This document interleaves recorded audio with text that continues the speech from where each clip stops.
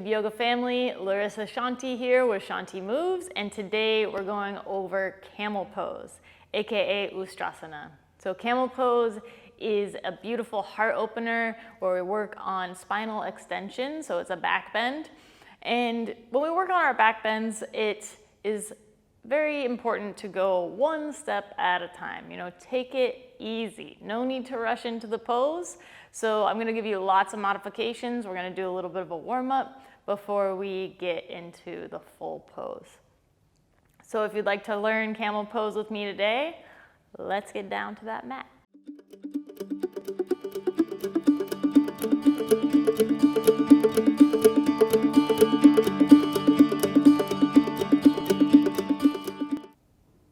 All right, Camel Pose it is. So we're gonna do a little bit of a warm up first, kind of get our spine warmed up, our shoulders warmed up, and our hip flexors warmed up, because that's what needs to be open in this pose.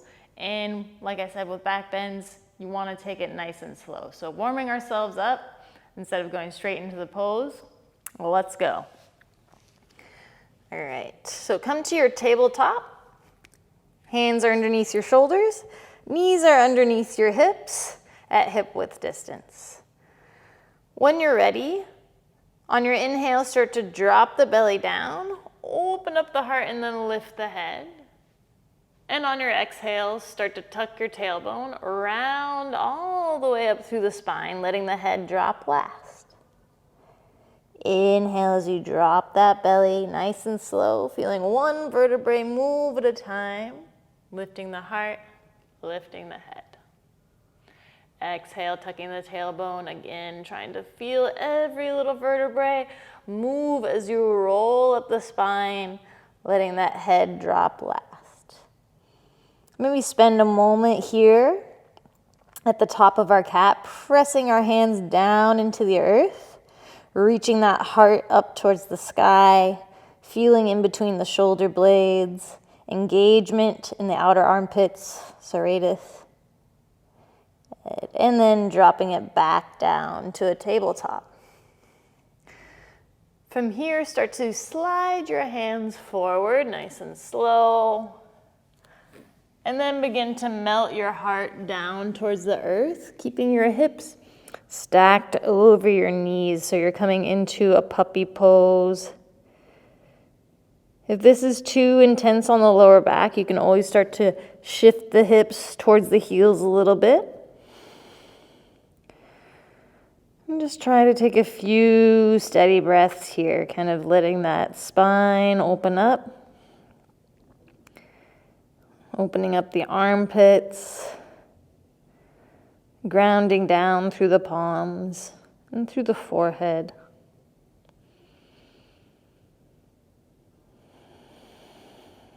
Nice steady breaths.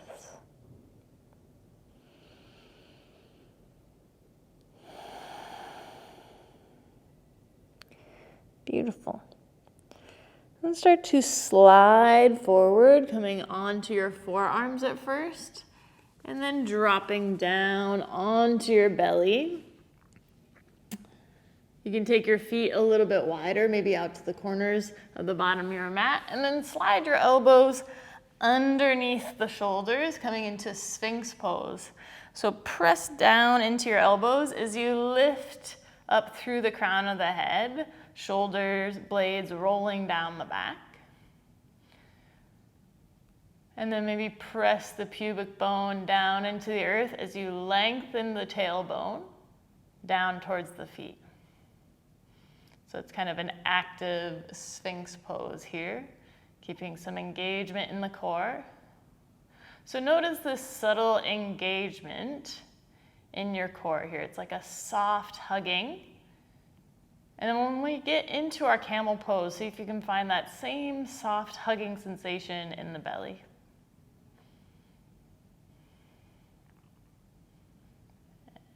And then start to release, coming down nice and slow. Bring the hands underneath the shoulders, bringing the feet back to hip width. Forehead is resting on the mat. Start to press down through the tops of your feet. Engage your legs to lift the kneecaps up off the earth. Then as you inhale, press your pubic bone down into the mat. As you peel the heart up, gently squeezing the shoulder blades together here in a nice little baby cobra. Exhale and hold here. Inhale again, seeing if you can lift the heart a little bit higher. And then exhale, softening down, nice and slow. Forehead to the earth. Tucking those toes, not those tailbones. Then press up through the hands. Send yourself back to an active child's pose. So your toes are tucked here. Your hips are dropping towards your heels. And then come up onto your fingertips like you have a little cupcake underneath your hands. And then grip through the fingertips, tractioning your spine forward. At the same time, your hips are sinking towards your heels, tractioning your spine backwards. So you're getting a nice torsion of the spine here. And also engagement in the outside body, so down the right and left side.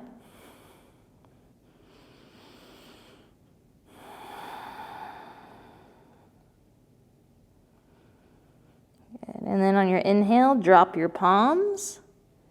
Lift your hips up and back on your exhale, coming into a little bit of a downward dog. You can pedal out the feet.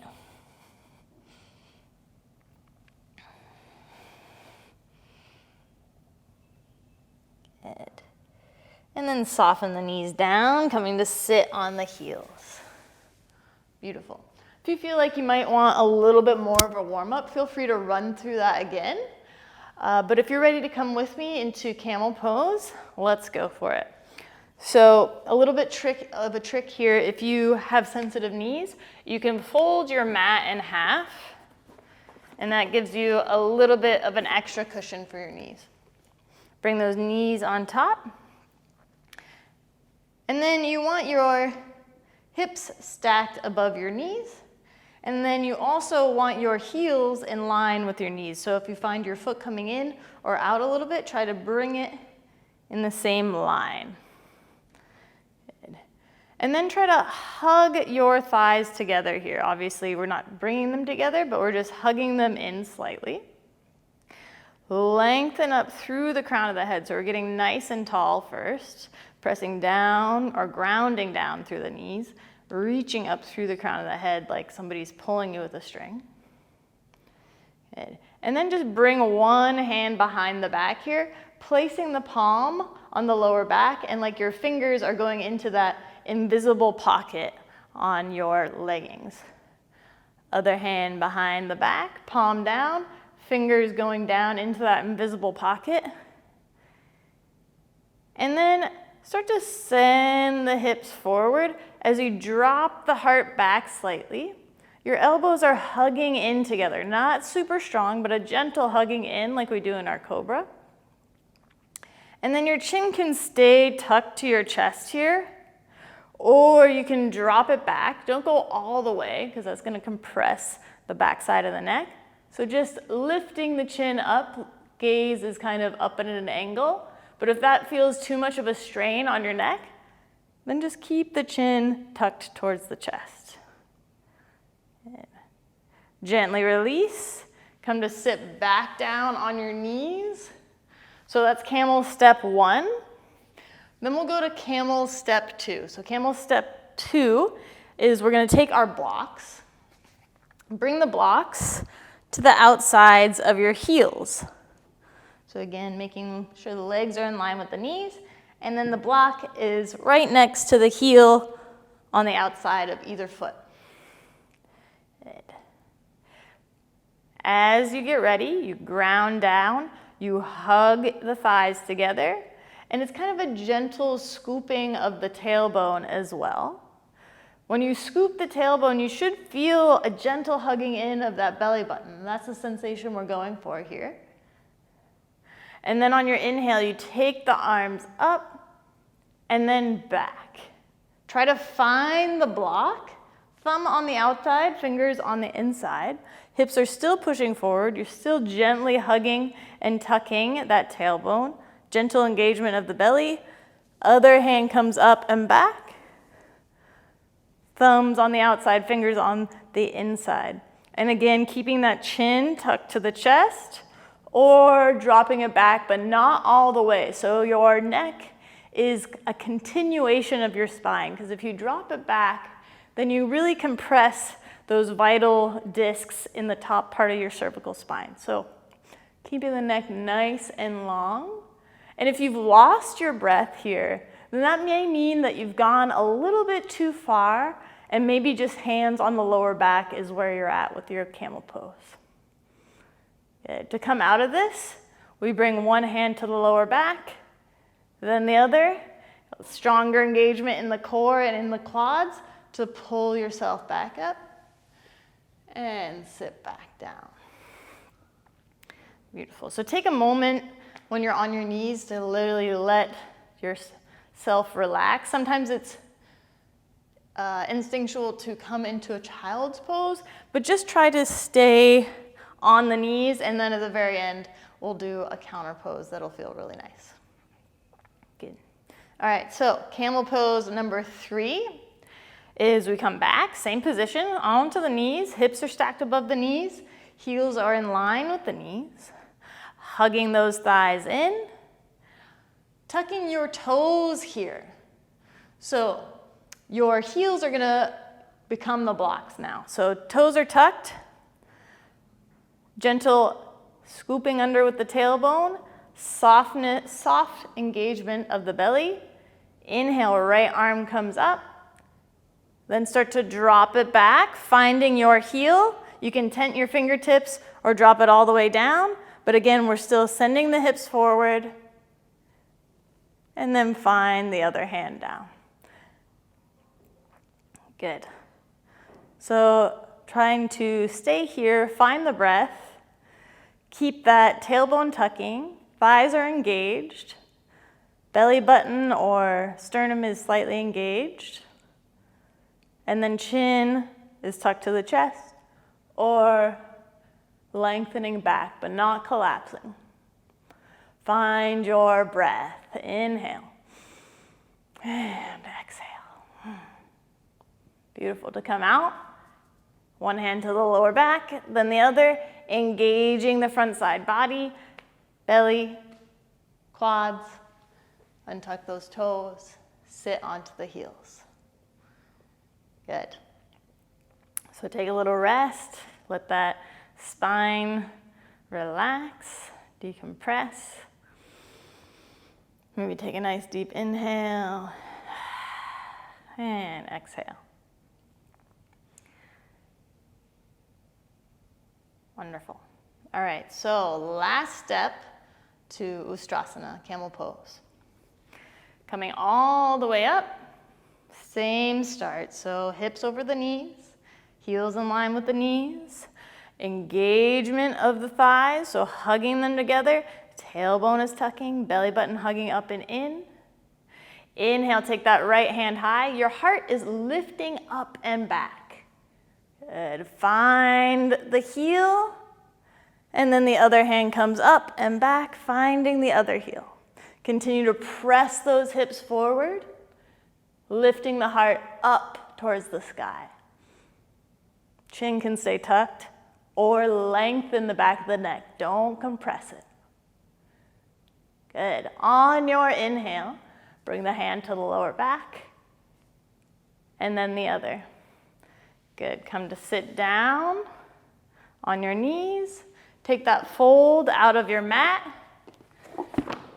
And then you can come into a restful child's pose. So hands behind you, forehead on the earth. And just take a moment here. Feeling that nice counter stretch in the lower back.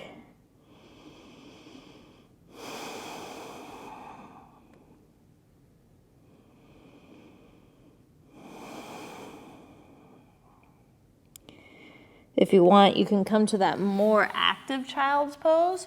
So reach the hands long, tuck the toes. Hips sink towards the heels, and then you come up onto the fingertips like there's a cupcake underneath your hand and you don't want to squish it. And then you're tractioning the arms So you're pulling the spine, you're pulling the shoulder blades down the spine, which tractions your spine forward. And then you're sending your hips down to the heels, which tractions the spine backwards. And you should feel like some kind of a release in the lower back. I don't want to say should feel. You may feel. Should is a bad word. Not a bad word. Damn, I'm messing up. No bad words, no shoulds. All good.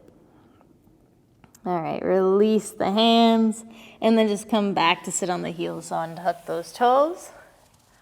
Good.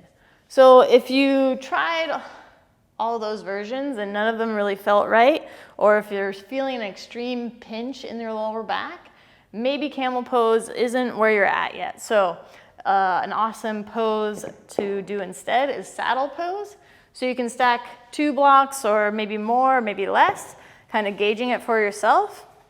You place those blocks underneath your bum. And then the same kind of line up with the heels. So heels are in line with the knees. This time hips are back. Then you bring the hands behind you. Fingers are facing towards the blocks. And then lifting your heart from here.